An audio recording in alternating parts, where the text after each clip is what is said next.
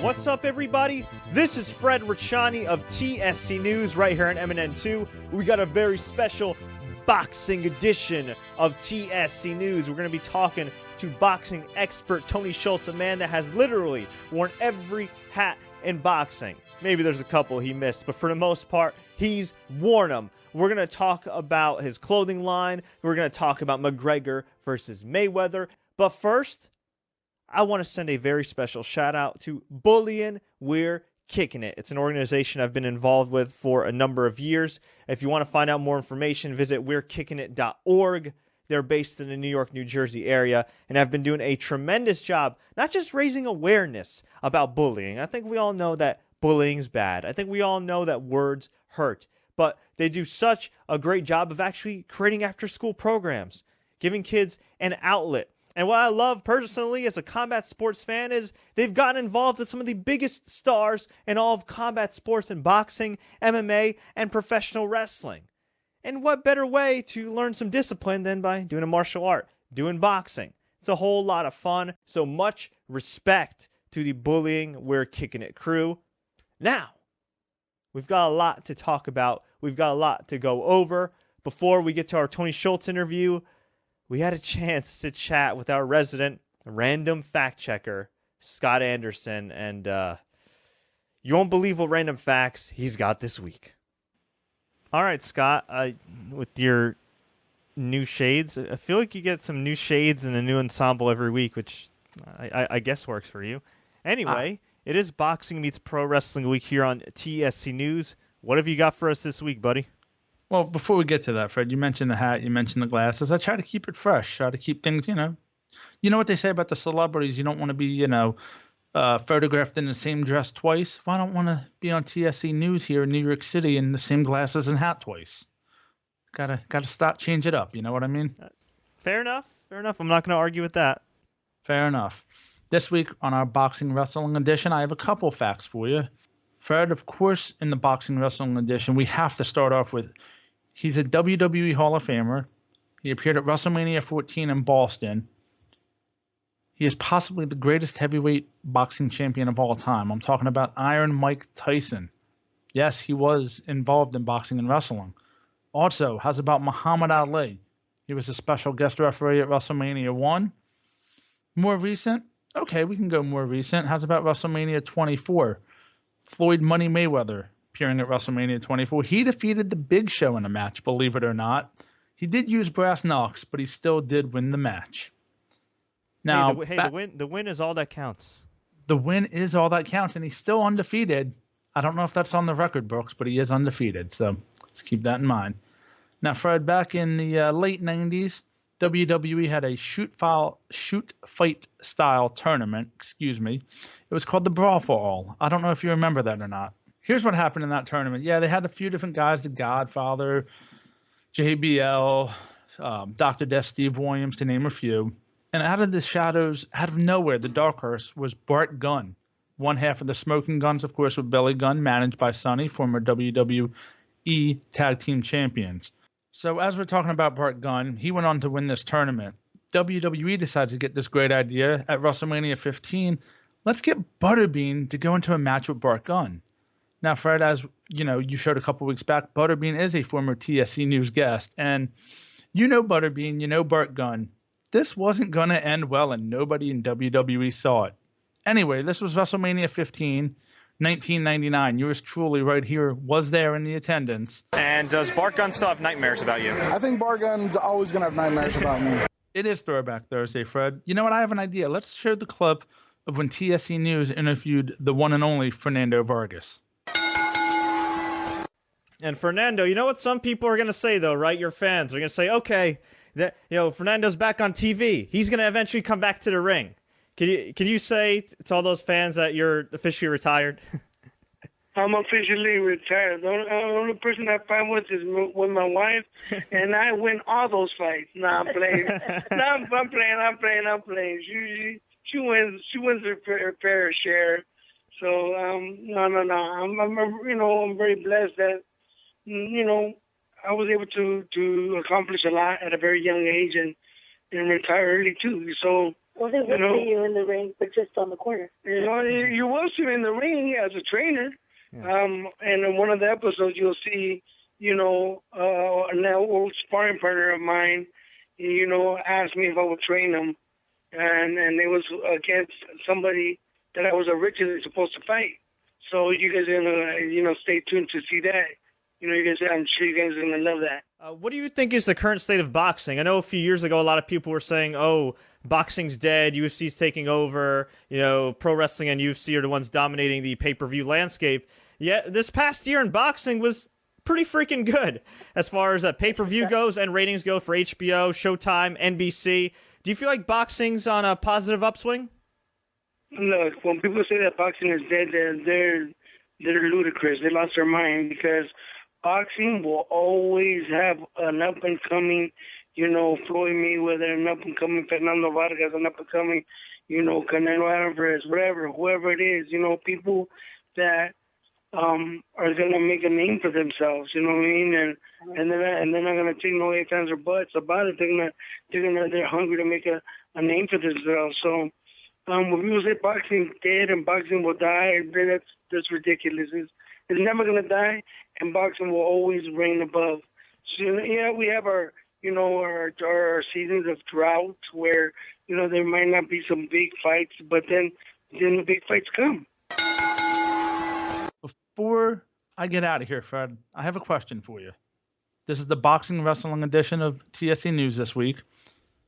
What is the most famous I don't want to call it promotion, but sport match involving a boxer and a wrestler? Ooh, well, if it's not going to be Conor McGregor versus Floyd Mayweather this year, I would probably say Antonio Inoki versus Muhammad Ali, which you could check out more information about with Josh Gross's book available on Amazon. Great book if you want to know about some really interesting history in boxing, MMA, and pro wrestling. Fred, I'm sorry, but the judges say you are incorrect. What? The answer we're looking for this week. This fight happened back in 1982. Happened in Los Angeles, California.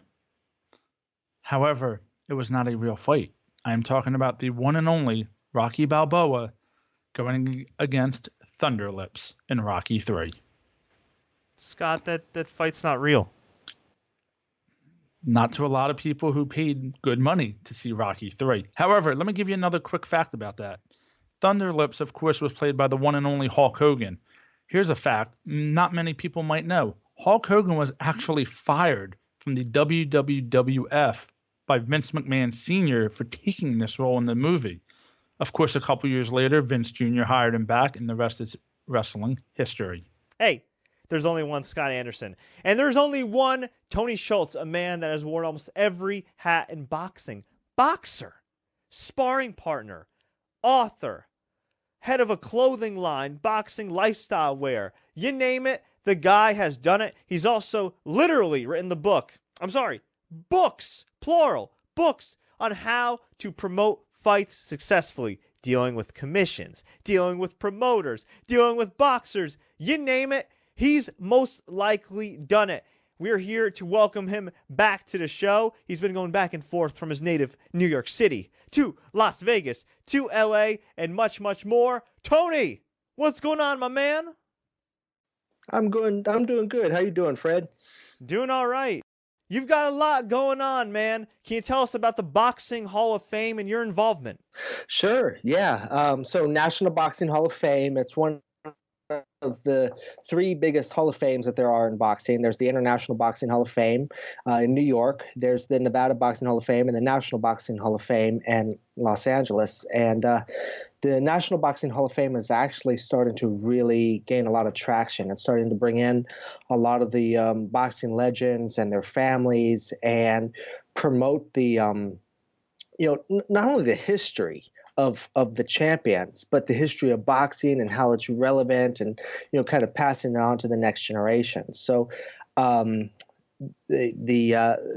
founders, Bill and Linda, actually asked me to come in and help them organize it, if you would, for lack of a better way of putting it, and just really reach out to the different boxers, the promoters, everybody who's played a key or fundamental part in boxing, especially over the past half century, to really start telling the stories and to have that readily available to people who live in Los Angeles, people who travel to Los Angeles, and to make that kind of a key component of what's going on in LA, because there's some casinos that are really making a push for not only just promoting fights, but also, promoting the legacy of it.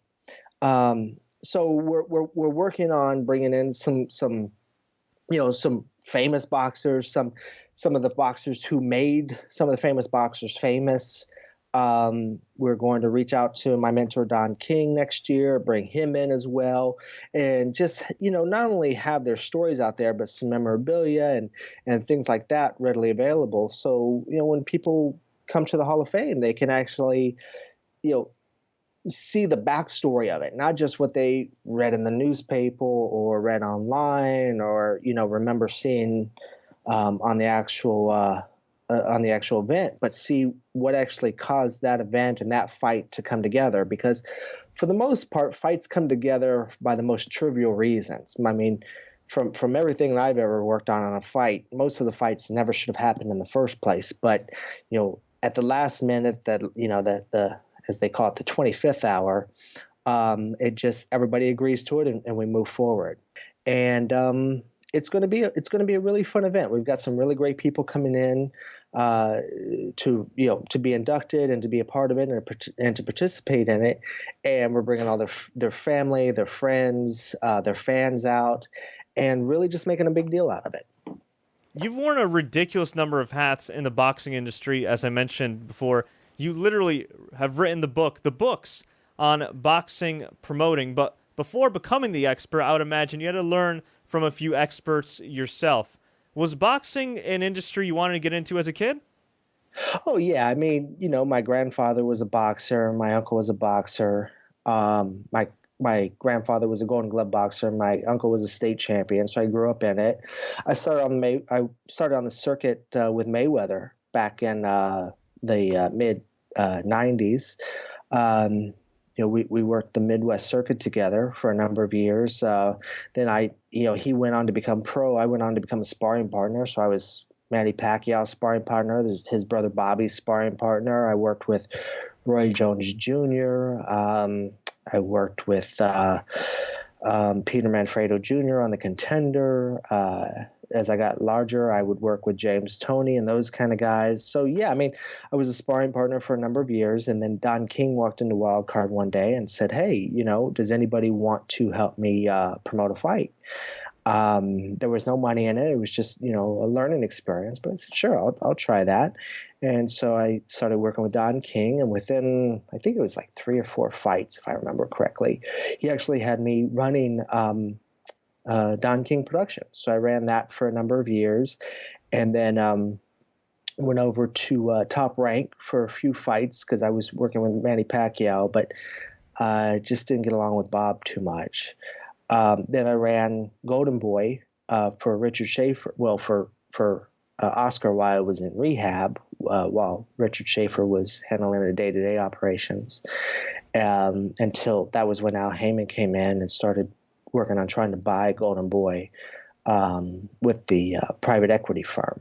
So yeah, I mean, I've been everything from a boxer to a sparring partner to running promotions to working with, I'm the exclusive promoter for the FDNY NYPD charity event at Madison Square Garden. I'm one of 7 promoters who actually are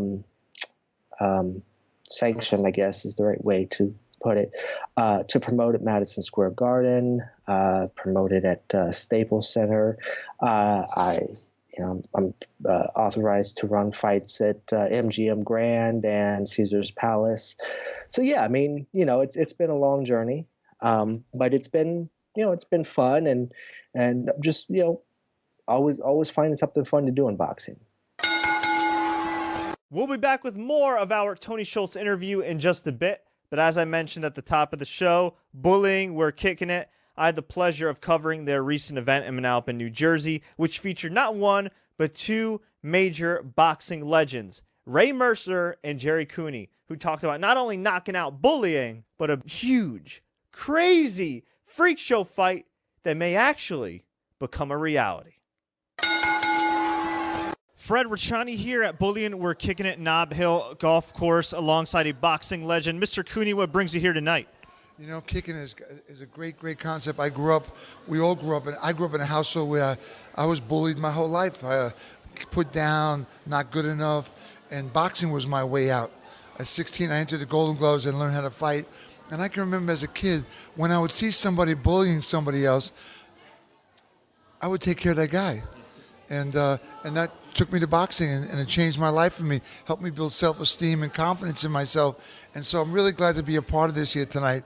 And it needs to be acknowledged and recognized, and I'm glad that I could be a part tonight. What life lessons did boxing teach you along the way that made you say, you know what, after my career wraps up, I want to make a positive impact with my name? Well, I mean, it's a confidence building. I work with a lot of at-risk kids, and I teach them boxing. And through boxing, once you learn how to box, you don't have to fight no more. If you can learn how to box, you can do anything. And you got to stay in school, and you got to work, and you got to fight the good fight. Yeah. And so that's what boxing taught me, to help me feel confident, make plans, make decisions. If I don't know how to do something, I can get help and ask the question, can you help me? And that's been all lifelong with me. And you mentioned help, because Bullion We're Kicking It helps a ton of kids, a ton of different families. And I guess in a way it's kind of like boxing, because you said if you needed help, you went and got help. Would you kind of equate it to, like, say, if you're training for a big fight and having to bring in other coaches from other camps? Well, it's the same thing. Like, I have to put my hand out there and say I need help. If I don't, no one knows I'm in trouble. And it's the same as boxing and training. I got to get better. I got to get stronger. I got to learn more. And this is all relative. Before we let you go, sir, where can fans find you online, or anything you got coming up? I'm on Sirius XM Monday, Friday night, the fights with Randy Gordon, Channel 93 Rush on Sirius XM. I'm on Facebook. I'm on Instagram. And listen, it's a great life. Get out and play some golf. Just one more question, if I can, because it's on everybody's mind. Is Conor McGregor versus Floyd Mayweather going to happen in 2017? I think it's got to happen. I think it's going to happen. I think it's a joke, because Conor McGregor can't get in the ring. I mean, if he was kicking and biting, maybe he could do something with Mayweather. But if it's just boxing, Mayweather's like the premier guy right now. I mean, do I think that Mayweather could beat Sugar Ray Leonard or Tommy Hearns or Roberto Duran? No, but he's a great fighter. And, McGregor's going to try and get on him for a few rounds until he gets tired. And then much like when Mayweather fought Marcos Maidana looked great until he got tired. Once he got tired, Mayweather took over and beat him pretty good. So McGregor's going to make a lot of money. He'll get an ass whooping. Everybody, this is Fred Richani of TSC News here at the Bullying We're Kicking It networking event, Nob Hill Country Club, Manalapan, New Jersey, alongside boxing legend Ray Mercer. Mr. Mercer, what brings you here tonight? With the anti-kicking and the bullying thing, man, we're all about that. We're trying to strengthen our kids and get them to know how to handle bullying, and we're just here to support the anti-bullying school that Gina Marie has put together. And it's a great thing. We had Gerry Cooney here today. We have me here for like 3 years, 4 years, and we're moving up. We have the only anti-bullying school in the United States. I mean, it's the best thing ever. It's really growing. We're out there talking to people, trying to get people to join us in this fight. And, it's been working. People have been coming, as you can see tonight, a great crowd. And it's just been growing, man. It's just amazing what Gina Marie can do, what one woman and a couple of people can do. I mean, she deserves all the credit. Now, I know we're here kicking bullion, but you are a boxing legend. You've had some big fights throughout your career, so I got to ask you about the topic that's on everybody's mind. Conor McGregor and Floyd Mayweather. Do you think the fight will actually happen in 2017? I think it will happen. I wish it was an MMA fight, but it's a boxing match, and McGregor he can stand up and punch, and those kind of fights right there are scary for me. I don't know. McGregor's a tough guy, and Mayweather he's getting old. Father Time catches up with you, and he's been retired, so his mind and everything's been relaxed, and I don't know if he can get back into it. Always appreciate talking to Ray Mercer and Gerry Cooney. Thank you guys for the time. And now, back to our interview with Tony Shultz. The UFC, I think, is in a bit of a dilemma. The new owners, WME, IMG, spent well over $4 billion for the Ultimate Fighting Championship in 2016. And at the moment, right now, it does not look like they are going to be recouping that money anytime soon. So before, for months and months and months and months, we heard about Conor McGregor challenging Floyd Mayweather. Floyd Mayweather challenging Conor McGregor. And I think you and I were kind of on the same wavelength here. It's not going to happen. Why would the UFC risk its biggest money star against one of the greatest boxers of all time? But fast forward, maybe a year now of this speculation. Here we are. It looks like this fight is actually getting close to being made, to the point where UFC President Dana White saying, yeah, there's too much money. It has to be made. It's even rumored that they're targeting September of 2017. Yeah. It just blows my mind. And on one hand, I think this is great for Mayweather. I think it's great for McGregor from a financial standpoint. It's great for boxing because, let's face it, this is going to be a boxing matchup, okay? But at the same time, there's a part of me that feels like the UFC is making a gigantic mistake allowing its top star to be exposed like this. Tony, what are your thoughts on this crazy McGregor-Mayweather saga? Honestly, I think it's all a publicity stunt. From everything that I hear from everybody from UFC, from boxing, from TMT, from the sanctioning bodies, it really feels like it's just something to keep boxing and MMA in the headlines, versus everything else that's kind of taken our attention. Right now, I mean, Floyd knows this, Dana White knows this, Conor McGregor knows this. The greatest thing that you can have or you can possess right now is somebody's attention. Whether you look at the retail industry, whether you look at the television industry, whatever. I mean, there's just so many things vying for our attention that it's so hard from one day to the next. I mean, even the Kardashians are having a hard time coming up with new ways to keep us interested in, not liking them. So I think that it's good for Dana White to just keep the rumor alive just so he can keep the UFC name out there. I think it's great for Conor McGregor to keep his name in the headlines for whatever he plans on doing next. For Floyd, I don't quite understand it because, Floyd's trying to move everything over to Mayweather Promotions. So he's really stealing a lot of the limelight from several of his fighters. Although Adrian Broner yesterday getting arrested in Cincinnati definitely overshadowed Floyd for one night as far as that goes. But yeah, I don't quite understand what they're trying to pull off as far as, where they want to take it. I understand the headlines, but as far as how they want to play it, in the future, like where they want to take it, I'm not sold on any of this yet myself. Just from everything that's coming in, but the best I've got is that they're trying as hard as they can to steal the limelight from Golden Boy and the Chavez versus Alvarez fight. They feel like if they can keep their name in the media as much as that fight is, and they win. But beyond that, I don't know where it goes. You've obviously been very successful in the boxing industry. Is there any piece of free advice you can give anybody watching here that hopes to be successful in boxing or just in life in general? Yeah, I mean, same thing as always. I mean, self-confidence, believe in yourself, which is really hard to do at first because, it's hard to believe in yourself when nobody else does. But once you learn once you have an idea that you really love, whether it's you want to become a pro boxer or you want to become, an MMA star, or hell, I mean, you could just want to become the best ad executive in the world. But whatever it is, like just, go out, believe in yourself, and find your personality. Find a way to connect that with people. And you're going to do great. I mean, the people I enjoy working with most are people who, just love what they do and love it with a passion, whatever it is. I mean, it could be the guy, at Starbucks that just loves making coffee. People love being baristas sometimes, and that's amazing because that coffee tastes so much better than the person who hates their job for whatever reason. I don't know. But yeah, boxers who just love boxing and just want to get that world title. And it's not about the money. I mean, of course, everybody wants a better life and they want to create something better for themselves. But more than anything, they just want the pride of holding that title.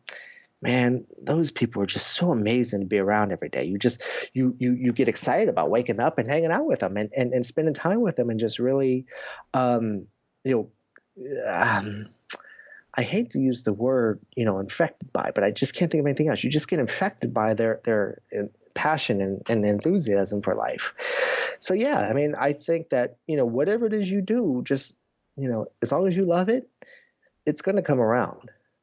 If you want to check out Tony Shultz's clothing line and book series known as Fight Town, visit fighttown.net and stay tuned next week on youtube.com/The Sports Courier for the extended interview. Man, that Tony Shultz is a wealth of boxing information. Thanks so much to Tony for the time. I appreciate all our guests' time today.